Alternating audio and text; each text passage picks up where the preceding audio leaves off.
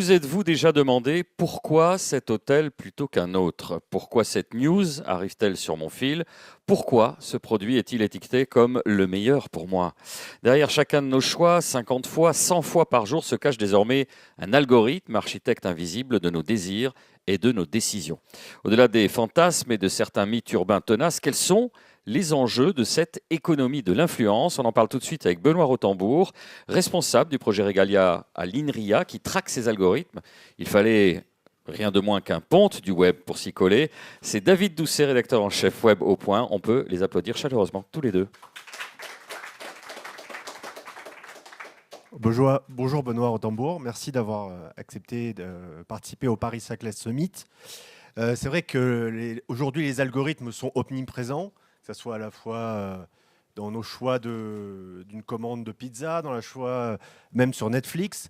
De quelle manière en fait ils influencent nos choix sans qu'on en soit conscient? Je crois que vous avez préparé d'ailleurs plusieurs cas pratiques. Déjà le premier exemple, c'est peut-être la commande de nourriture ou la commande sur Amazon. On va regarder. Ah oui. Ça va aider. Pardonnez-moi. Peut-être soyons très très concrets. Il va être 21h. Vous avez faim, vous êtes paresseux. Il pleut. Et vous allez sur Deliveroo, Uber Eats, et vous demandez une pizza. C'est ce que demandent le plus fréquemment les gens. Et si vous habitez pas loin de Paris ou dans Paris, vous aurez à peu près 150 pizzerias qui vont vous proposer une petite image comme celle-là. Et ça va vous être présenté avec, on appelle ça un layout sur le web, avec un certain ordre. Et la question que vous pouvez vous poser sur les 8 premières qui sont là, c'est pourquoi ces 8 là? Et on n'y réfléchit pas toujours. On est pressé, on a faim, et c'est sympa, on salive là tous, et que 18h, on se calme. Et donc on a envie d'aller vers la décision. Notre confort d'utilisateur, c'est d'aller vite vers la décision qui nous satisfasse. Et en fait, la manière dont les 8 sont représentés, par exemple, ça n'est pas du tout la distance kilométrique à votre domicile. C'est pas ça la règle. Ça n'est pas le prix.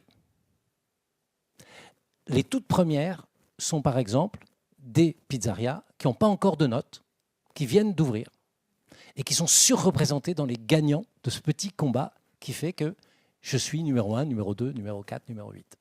Voilà un exemple de choses que vous ne saviez peut-être pas. Et si vous zoomez là, tout en bas, je ne sais pas si vous arrivez à voir le chiffre. Oui. Tout en bas, c'est quoi? C'est 4,29 €.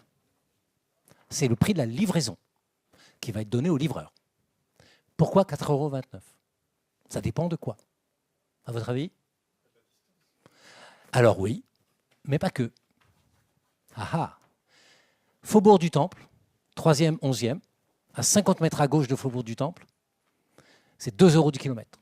À 50 mètres à droite de Faubourg du Temple, 1,50 € du kilomètre. Je vous laisse interpréter. Voilà, etc., etc., etc. Donc, derrière quelque chose d'anodin, ces images et ce chiffre, il y a un algorithme qui optimise quelque chose. Peut-être votre plaisir, les chances que vous cliquez, peut-être le revenu, peut-être la marge de la plateforme. Alors là, j'ai fait ça sur les pizzas, mais quand vous choisissez sur Amazon un produit précis, Samsung S23, 80% des gens s'arrêtent là. Le premier présenté par Amazon, panier, j'achète. 80% des gens. 20% de pervers, comme moi, on regarde le petit truc tout en bas, on clique, et en fait, il y a 20, 30, 40, jusqu'à 80 contre-offres. Autre possibilité. Par exemple, au lieu de 1226 € pour le même objet, ça date, hein, cette image, ça a baissé. Au-delà du 1226, vous avez une solution à 1220. Alors, elle est peut-être moins bien, l'entreprise est peut-être moins connue. Eh bien, la Commission européenne a considéré et a menacé Amazon, en tout cas demandé à Amazon des explications sur pourquoi vous avez choisi ce premier-là. Et c'est très souvent Amazon qui gagne en plus. Donc, voilà. Donc il y a un ensemble de sujets comme ça. Là, je suis sur cet hôtel. Hein. Quels sont les meilleurs choix ici sur Kayak? Comparateur d'hôtel. Pourquoi cela? Eh bien, dans 91% des cas, c'est Booking.com qui apparaît. Ah, c'est la maison mère de Kayak. Il y a plein d'explications. Ils sont très connus, vous les adorez, vous n'aimez que Booking. Néanmoins, allez directement sur Booking, quoi. Franchement. Et là où c'est un peu plus compliqué, sur Netflix, j'ai pris l'hypothèse que vous connaissiez Netflix, donc c'est quelque chose que beaucoup de gens regardent le soir. Et vous avez des vignettes comme ça. Alors, déjà, c'est optimisé pour que les choses que vous avez des chances d'aimer, si vous aimez le polar, on va mettre du polar, etc. etc. Donc, tout ça, c'est bien fait. Pour une même vignette, c'est-à-dire le même film, la communauté afro-américaine a constaté, et ça a fait un petit scandale aux US, que la vignette, quand on était de la bonne couleur, la vignette avait comme par hasard un acteur de la même couleur, mais qui jouait que 20 secondes dans le film. J'ai eu des témoignages sur la communauté gay de choses que je ne peux pas raconter ici. Donc c'est compliqué de savoir qu'est-ce qu'on sait de nous, qu'est-ce que l'algorithme utilise. Alors là, Netflix a dit oh j'ai pas la race. Je vous laisse réfléchir. Voilà, donc ça répond un peu à la question. Ça se glisse partout. Et que si nous tous, peut-être vous êtes tombés dans un des pièges, en tout cas moi je tombe assez souvent dans un des pièges, même quand on est un peu pervers et qu'on cherche à comprendre l'explication. Et c'est pas pareil qu'une vendeuse, parce que c'est du commerce, vous allez me dire, il n'y a rien de grave. Quand vous êtes face à une vendeuse de pantalons, entre celui-ci et celui-là, celui-là il vaut beaucoup plus cher, je suis chercheur. Et la vendeuse va dire, il vous va vachement mieux, celui-là, monsieur Rotembourg, franchement, voilà. C'est une vendeuse, c'est moi. Elle envoie 50 par jour, je vois quelques vendeuses par jour. On s'équilibre. Alors que Netflix, il en a 100 millions. Amazon, il en a des dizaines de millions pour le même pantalon. L'asymétrie de connaissance du comportement de l'autre n'est pas du tout la même. On est sur une autre dimension. Il y a quand même, donc malgré tout, une forme d'opacité parce qu'effectivement, sur un même choix, on a des vignettes différentes, on a des choix proposés qui sont éditoriaux, qui sont différents d'une plateforme à l'autre. Ça nourrit pas mal de fantasmes. On revient, il y a toujours sur Internet ou même auprès de notre entourage l'idée que les algorithmes nous surveillent, nous écoutent. Il y a par exemple cette légende urbaine aussi que lorsque la batterie de notre téléphone s'approche de 0%, d'un seul coup, le prix des chauffeurs Uber viendrait à s'envoler. L'idée aussi que, par exemple, lorsqu'on parle de quelque chose, il est suggéré dans nos recherches Google. Alors, comment vous arrivez à faire le tri entre des fois ce qui relève des légendes urbaines et une véritable opacité de la part de ces plateformes qui utilisent vraiment des algorithmes sans nous dire vraiment les critères de choix? Alors, d'abord, je pense qu'il est normal que des mythes ou des légendes apparaissent quand on est en face de quelque chose qu'on ne comprend pas et qui a l'air hyper personnalisé et qui nous surprend des fois par l'acuité de la bonne recommandation qu'il fait. Donc déjà, il y a ce côté, on est un peu tous parano parce que c'est quand même très, très personnel, très compliqué. Ça, c'est la première raison du mythe. La deuxième raison du mythe, c'est qu'ils se font prendre la main dans le sac. À peu près tous ces acteurs ont été sanctionnés par les autorités de la concurrence. Et attention, ce n'est pas un. C'est toutes les DGCCRF, l'équivalent des DGCCRF d'Europe, 23 DGCCRF d'Europe, ont étudié 400 sites parmi les plus gros, 399 précisément, parmi les plus gros, et 40% d'entre eux comportent du déficit d'information, de la manipulation, des infractions au code du commerce. Les plateformes aident les algorithmes à tricher. Voilà. Donc, clairement, on a le droit d'être parano parce que c'est compliqué et ils trichent. En tout cas, beaucoup trichent. Ça, c'est le premier point. Alors ensuite, c'est quoi la légende urbaine? Et là, il faut être un tout petit peu statisticien, parce que je ne suis pas assez, mais je progresse. Il faut regarder si l'hypothèse 3% de batterie égale les prix montent, si cette hypothèse tient la route par rapport à une autre hypothèse. Je vais vous donner l'autre hypothèse, je vous laisse juger. Alors évidemment, le patron de Uber criait haut et fort que c'était pas possible, que c'était pas pour ça et que c'était pour la qualité du service. Mais ça, ça nourrit pas tellement l'hypothèse. Bon. Par contre, l'autre hypothèse, c'est que comme par hasard, en fin de journée, il est vraiment 21h30, vous n'étiez pas chez Deliveroo, vous êtes allé dans un restaurant, vous en sortez, je sais pas, un peu plus tard, vous cherchez un taxi à ce moment-là, ou un Uber à ce moment-là. Ces moments-là, c'est justement les moments où la batterie a plus de chances d'être basse. Et ce sont des moments où Uber, par pricing, essaye d'attirer des chauffeurs pour qu'ils viennent vous prendre. Et tous les tests que j'ai pu voir de comparaison ont tendance à dire que la deuxième hypothèse que j'ai donnée est suffisante pour expliquer les drames qui ont été vécus et qui ont été interprétés sur la première hypothèse. Donc c'est là où il faut se comporter statistiquement. Et si on va aller en justice pour faire un procès, il faut des choses solides, représentatives, significatives et à vrai préjudice. On le disait en début de conférence, vous, ça fait plus de 20 ans que vous faites des audits sur les algorithmes dans des entreprises. Quels sont les biais les plus préoccupants et les biais les plus fréquents auxquels vous êtes confrontés? Alors, je vous en raconte un tout petit rapide, mais c'est il y a 20 ans. Alors, à l'époque, je fabriquais les algorithmes. Maintenant, je les audite, mais après avoir fait beaucoup de bêtises. C'est de l'autre côté de la barrière. En fait, j'avais fait un algorithme de planification d'emploi du temps pour les caissiers de clientèle. Alors, il marchait bien, notre algorithme, on nous l'a racheté, on l'a diffusé dans pas mal d'endroits, etc., etc. Et j'ai eu tout à coup un appel d'un syndicat. Alors, je crois que c'est un syndicat d'un centre d'appel en plus de maltraitance d'enfants. Enfin bon, c'était assez compliqué comme contexte. Donc, c'était compliqué le travail.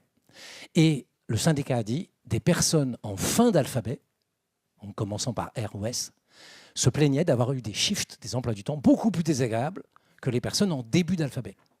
Alors, je me suis auto-infligé une discrimination. Rotembourg, c'est pas terrible.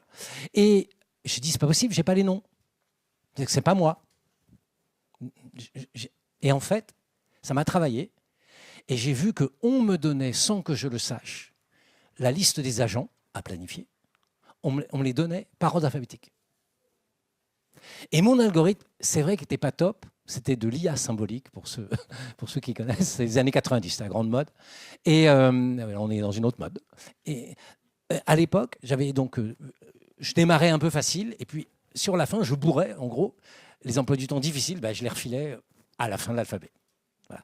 Donc, j'ai maltraité la vie de pas mal de personnes sans le savoir. Et moi-même, et pour la petite histoire, mon épouse était dans un centre d'appel et a été planifiée par mon outil. C'est la seule fois où j'ai pu organiser sa vie. Et elle était en fin d'alphabet également. Elle avait un autre nom, mais qui était aussi en fin d'alphabet. Donc voilà, j'ai maltraité plein de gens.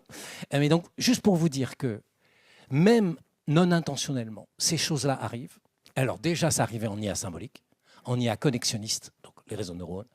Ça arrive, je dirais, de manière endogène. C'est normal que ça arrive. Et donc, il faut juste s'y préparer et contrôler. En fait, les biais ne sont pas systématiques, mais ils sont contextuels.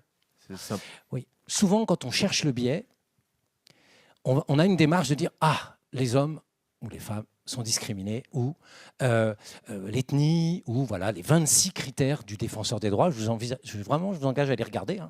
Il y en a 26. Le dernier qui vient de sortir, c'est les lanceurs d'alerte. On ne peut pas discriminer quelqu'un parce qu'il a lancé une alerte. Eh bien, on a envie de faire des gros trucs, quoi. Toutes les femmes, En fait, ça ne marche pas, ça. C'est très, très rare aujourd'hui. En tout cas, dans les audits que je fais, c'est très rare que ça arrive. Ça, c'est la première chose. Ça arrive en triple peine. Une femme de 45 ans, avec 2 enfants, de couleur, etc. Ça arrive souvent à l'intersection de contextes. Donc, c'est compliqué à traquer. Ça, c'est le premier point. Et alors, le côté positif, c'est que ça n'arrive pas globalement. Le côté négatif, c'est qu'en cherchant, on trouve. Ce n'est pas le hasard, pour autant. Dans chaque ciel, les Martiens, ils ont aussi une casserole. Nous, on a une casserole, ils en ont une. Enfin, leur casserole à eux, j'imagine. Donc, on a tous nos casseroles. Mais ce n'est pas ça. Non, on peut prouver statistiquement que c'est plus que le hasard. On trouve du biais un peu partout. Et la deuxième leçon, qui là aussi m'a surprise au début, c'est que c'est très rarement sur la vraie variable homme-femme. C'est sur ce qu'on appelle, nous, data scientists, un proxy, sur une façon d'expliquer la notion de homme-femme, mais qui ne soit pas homme-femme. La fréquence d'aller chez le coiffeur, qui c'est qui s'occupe des rendez-vous sur Doctolib. On voit bien que ce n'est pas strictement féminin, mais que statistiquement, il y a, et quand on intersectionne, beaucoup plus de femmes qui font ceci que cela. Même chose sur la couleur de peau, même chose sur le monothéisme, A, B ou C. À certaines dates, un monothéiste de type B ne fait pas la même chose qu'un monothéiste de type C ou qu'un polythéiste de type W. Voilà. Donc, on se trahit par des toutes petites choses, ça s'appelle une discrimination indirecte. Eh bien, dans les textes de loi, et en particulier dans l'AI Act, ce n'est pas l'intention qui compte, ce n'est pas la variable qui compte, c'est l'effet. Et le préjudice lié à cet effet. Donc, c'est ça qu'il faut traquer. Et vous compariez ça à la recherche d'un bout de métal sur une plage. Est-ce que vous pouvez l'expliquer? La recherche de biais, justement, algorithmiques. Si vous m'interviewez les jours pairs, vous n'aurez pas la même réponse. Des fois, je suis désespéré. Je n'arrive pas à observer Amazon, je n'arrive pas à observer Deliveroo, Booking, donc voilà, je n'ai pas les bonnes data. Donc voilà, des fois je suis désespéré, puis des fois j'ai des petites lueurs d'espoir. Et le sentiment qu'on a, c'est que ceux qui connaissent la bataille navale, si vous savez que c'est un croiseur, vous mettez des petits trucs rouges là, vous voyez, vous savez que c'est un croiseur, donc il ne peut pas rentrer là. Donc ça ne sert à rien d'aller gaspiller une requête pour chercher si oui ou non c'est un croiseur. Eh bien, si c'est la situation, alors je n'ai pas beaucoup de batterie, j'ai un détecteur de métaux, je cherche une pièce. Si on me dit c'est un glaive, je ne vais pas chercher pareil. C'est un exercice classique de maths. Hein. Si je sais que c'est un glaive viking, je ne sais pas s'ils avaient des glaives, mais si c'est un glaive, je vais m'organiser différemment. Et donc et c'est d'où, et c'est une dernière des convictions qu'on a. On travaille jamais seul, data scientist. Il y a toujours un homme de l'art, alors un juriste en général, et un homme de l'art qui a le mobile du crime. Mobile du crime, c'est le glaive. Si j'ai la forme du glaive, je gagne un temps fou. Il y a des glaives qui ne peuvent pas être une équerre, quoi. Donc ça ne sert à rien de chercher des équerres. Il y a un mobile économique, un mobile attentionnel. Derrière, l'algorithme ne fait pas ça pour rien, quoi. Il optimise quelque chose. Et donc, attention, ça n'est pas la donnée. On accuse souvent la donnée. Ça n'est pas forcément l'intention. Ça parfois l'optimisation de l'algorithme qui est défaillante, qui oublie de surveiller que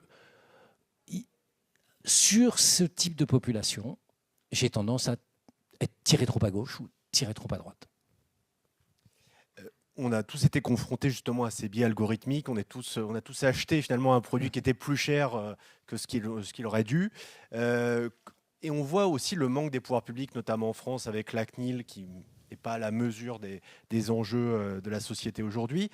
Qu'est-ce qu'on peut faire pour justement renforcer, à part de l'argent bien sûr, mais renforcer les pouvoirs publics pour pouvoir lutter et avoir moins d'opacité de la part de ces plateformes ?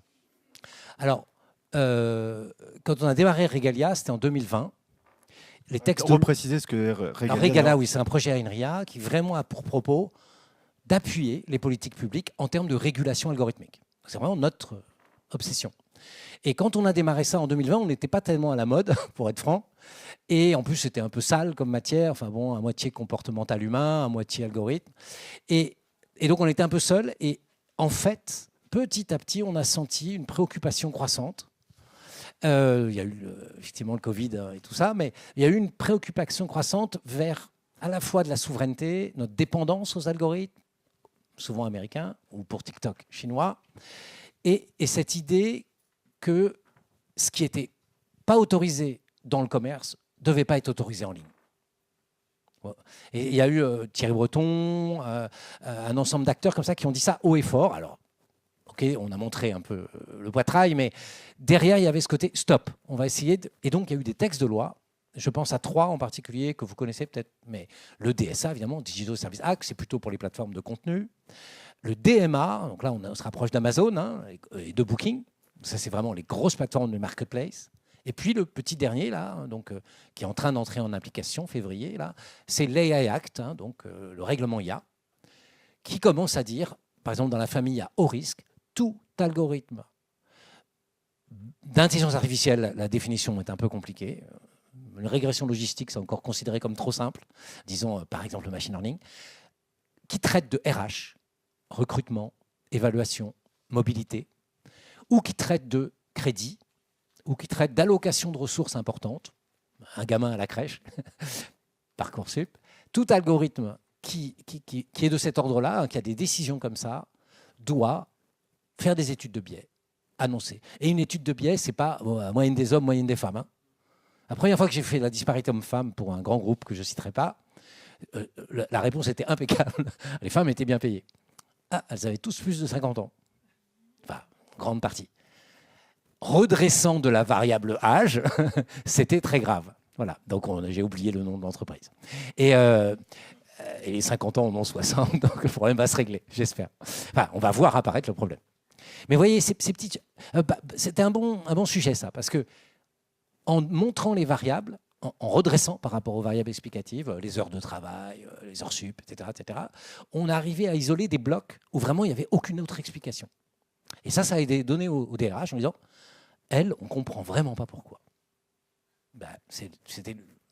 Alors peut-être qu'il y avait une vraie explication, mais en tout cas, redressant de toutes ces autres variables, on arrive à mieux identifier le biais. Alors pour reprendre la réflexion, maintenant que ces textes de loi se mettent en place, sur le RH, sur les crédits, etc., l'entreprise doit analyser des biais, pas qu'en Europe, même à New York, enfin, ça va peut-être changer. En tout cas, à New York, il y avait une interdiction de sortir des logiciels RH sans ces analyses de biais.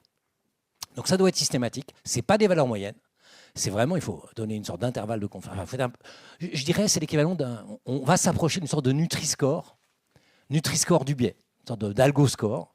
Alors peut-être que ça ne sera pas aussi formel que ça, mais de dire, quand vous utilisez ce genre d'outils, ça ne va pas bien se passer.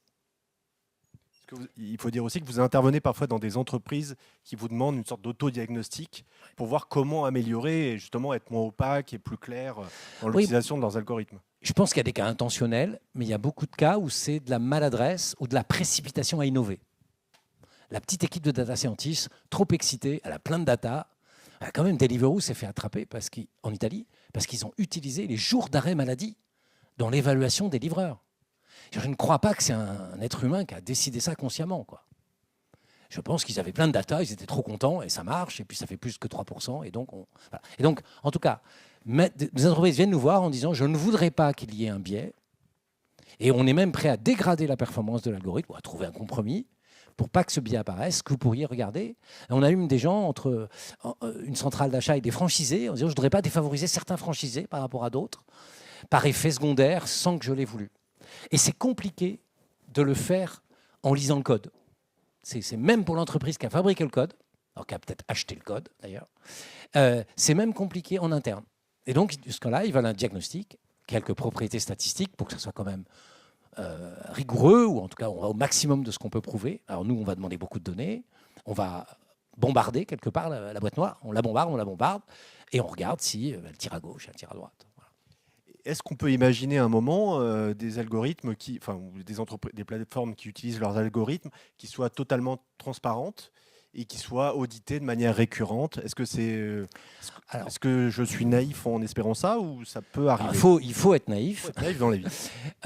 Je ne pense pas qu'on ait de la totale transparence parce qu'il y a le secret des affaires. Il y a des petits ingrédients dans l'algorithme.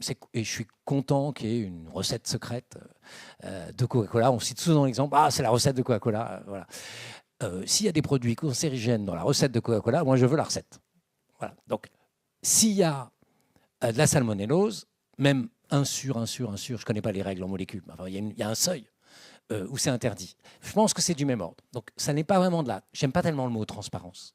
Il est ni nécessaire ni suffisant. On peut faire un truc hyper transparent, mais où, au 3e degré, il y a un problème. Donc, il faut quelque chose d'interprétable entre humains. On comprend ce qui se passe. Et localement, on se dit, oh là là là là. Alors, soit globalement, comme j'ai expliqué, soit par région, par contexte, soit encore plus subtilement, pour un individu précis. Pourquoi moi, on m'a répondu non? Souvent, c'est une question qui revient en banque. Ou qu'est-ce qu'il faudrait pour que moi, je l'ai, ce crédit? What if, contrefactuel en stats.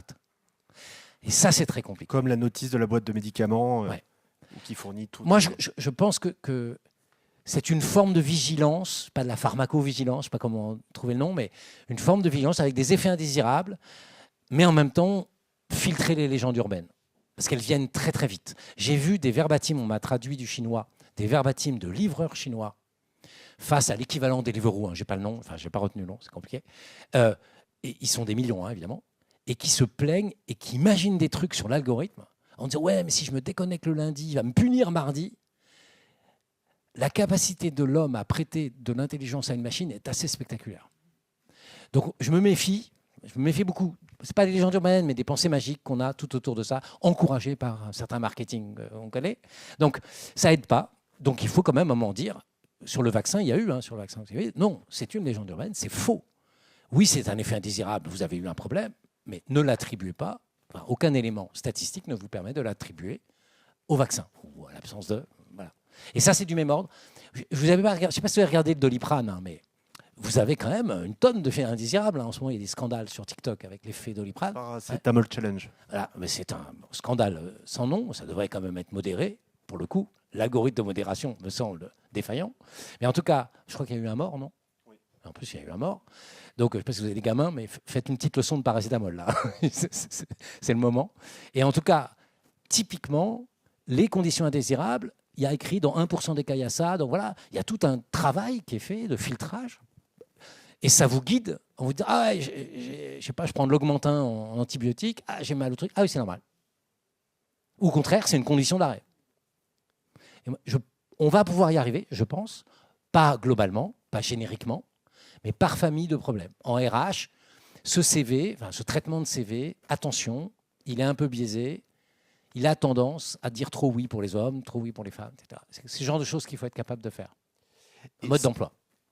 Et sans même attendre un réveil de la part des pouvoirs publics ou même de nouveaux textes de loi, est-ce que nous, concrètement, dans nos usages quotidiens sur Internet, est-ce qu'on peut retrouver notre libre arbitre face aux algorithmes et comment est-ce que vous pouvez nous donner des petits tips justement pour retrouver une pleine liberté ou du moins ne pas tomber dans des biais évidents?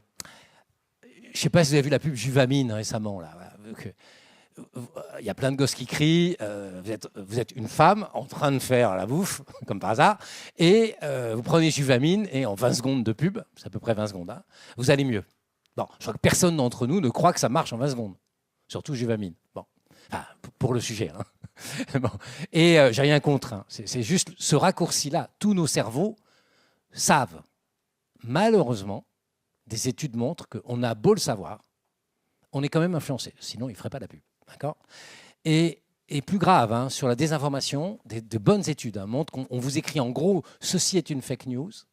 Et des campagnes de tests assez propres ont été faites. Un chercheur anglais, son nom me reviendra, voilà, un chercheur anglais qui a fait vraiment de grosses études là-dessus. On vous prévient, hein, ceci est une fake news. Et après, on vous fait prendre certains schémas de décision. Ça a déjà changé votre avis. Donc, pour vous répondre, je pense qu'il y aura toujours de l'influence et elle n'est pas toujours grave. Je pense qu'il faut l'accepter. En revanche, je pense qu'il faut un peu réduire l'écart, réduire la vulnérabilité, notamment sur certains publics, comme les enfants, ou les sensibiliser pour monter un peu le niveau. Ouais.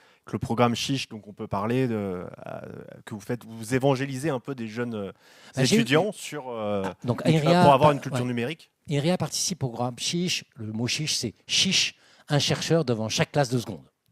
Alors c'est un certain challenge. Hein, ceux qui ont fait l'exercice ici, c'est quand même quelque chose. Et la dernière fois que je l'ai fait, en plus, il y avait un filtre. C'était 50 jeunes filles de seconde. Et je me suis dit, mais qu'est-ce que je vais bien pouvoir leur raconter? En plus, je devais les motiver à faire des maths. C'est quand même un peu le challenge.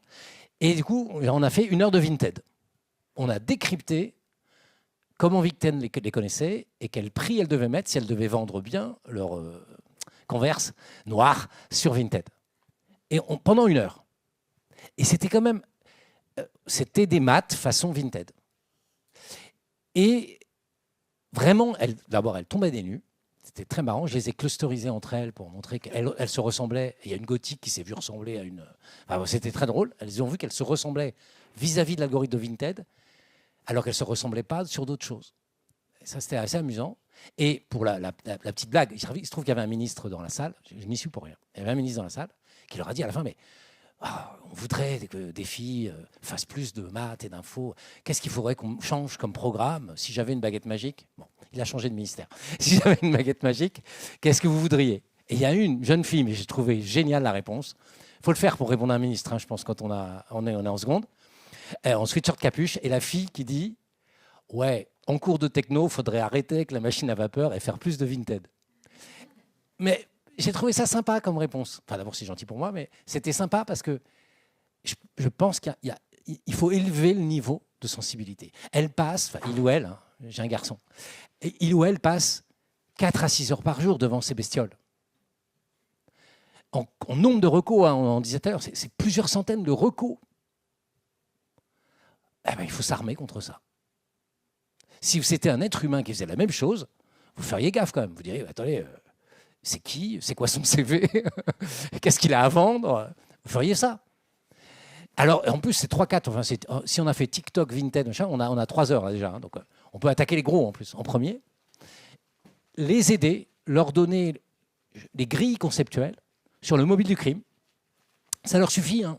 Parce qu'après, alors après, bon, ça va virer un peu parano aussi, mais notamment, oui, j'ai parlé de ça et après, on m'a envoyé une pub.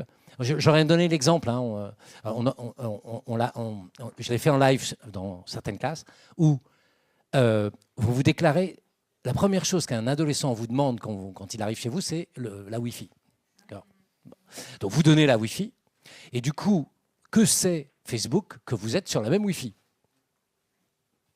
Et du coup, si le gamin qui vient chez vous regarde des pubs de roller, vous aurez tôt ou tard des pubs de roller. Mais après, vous direz, ouais, il m'a parlé roller. Mais non, il parle que de roller. Donc déjà, c'est sûr. Et j'ai eu des pubs de roller. Et vous faites le court-circuit, les gens d'Urbaine, ils m'écoutent. Non. Il a beaucoup plus simple. Il sait que vous êtes sur la même base Wi-Fi de quelqu'un qui adore le roller.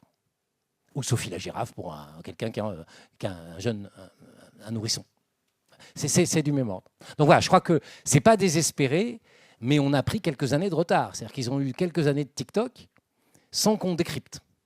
Et là, je pense que ça peut être un job d'enseignant, pas facile, hein, de faire des cours de décryptage de pourquoi cet algorithme m'a recommandé ça. Moi, je fais ça avec mon fils, ça doit le saouler, je pense. Mais voilà, pourquoi tel... Et ça, des fois, ça a démarré sur une demande de sa part. Disons, c'est bizarre, j'ai tel type de truc. Et il était un peu inquiet. Il se demandait s'il n'avait pas fait quelque chose, etc., etc. Et on a décrypté. Et on le fait pas presque toutes les semaines. On se fait une petite séance. Qu'est-ce qu'il a derrière la tête pour me proposer ça? Qu'est-ce que j'ai fait pour qu'il me propose ça? Et on voyait sur les exemples que vous aviez montrés au départ aussi, on ne se rend pas toujours compte qu'on a été manipulé. Donc, même pour les parents, on est beaucoup à tomber un peu dans le panneau, et on ne se rend pas compte qu'on a payé un produit plus cher que ce qu'il devrait. Donc, il y a aussi quasiment toute la société aussi à mieux former à tous ces enjeux. Ce qui est bien, c'est que c'est très équitablement réparti. Ce n'est pas le niveau d'études les biais cognitifs, les biais d'ancrage, par exemple. Il y a plusieurs formes de biais, hein. Mais le biais d'ancrage qui fait que vous êtes habitué à un certain prix et on vous en propose un autre.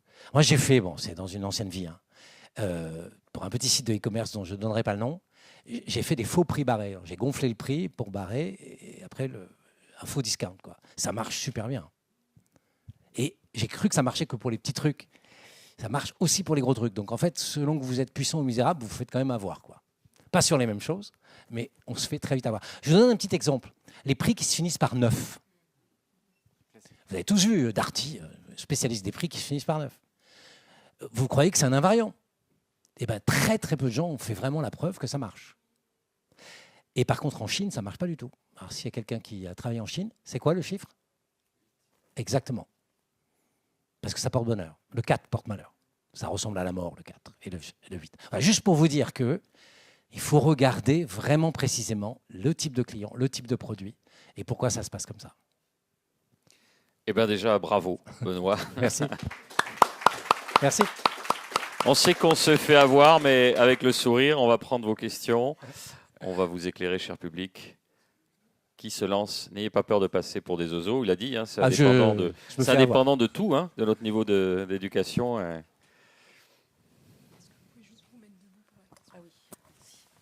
Donc peut-être dans le passé, on s'est fait avoir par vous avec les prix barrés, c'est ça? Parce que là, vous êtes souriant et tout, mais je me souviens que j'avais vous devez avoir 80 ans. Hein. Merci beaucoup pour la présentation. Merci. Qui est très utile. J'avais une question, mais dans le cadre de votre travail, vous êtes appelé par des sociétés pour faire l'analyse des algorithmes? Alors, ou vous faites aussi de la veille sur des les algorithmes existants? Les deux. Donc, oui. En premier, mon client naturel, c'est une autorité de régulation qui me demande une méthode, qui arrive avec une énigme. Alors, je ne suis pas dans des enquêtes confidentielles, hein, mais ça peut être autour d'une discussion. Comment tu observerais ça? Et nous, on regarde si on peut le faire par scrapping de data sur le web ou par collecte de data. Donc voilà, donc ça, c'est pour les autorités. Et de temps en temps, il y a une entreprise. Alors, que pour les entreprises honnêtes, hein, je n'ai pas quelqu'un qui veut tricher. J'ai quelqu'un qui est inquiète, qui se pose une question et qui voudrait... Voilà. Et donc, on le fait en collaboration... officielle, entre guillemets. Hein. Pas sous le manteau non plus.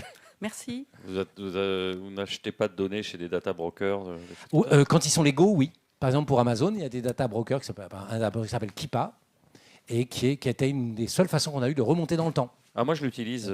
Oui. C'est un petit outil que vous installez dans Amazon, mais vous savez quelles ont été l'évolution des prix Voilà. Il vous fait des courbes, c'est très pratique pour savoir si vous êtes en train de vous faire avoir, je fais attention à ce que je dis, ou si c'est le bon moment pour acheter. Ouais. Keepa, donc c'est autorisé. C'est un broker légal. Donc on le recommande, voilà, vraiment comme plugin dans Amazon. Je ne vais pas jusqu'à le recommander. Moi, je dis que c'est légal.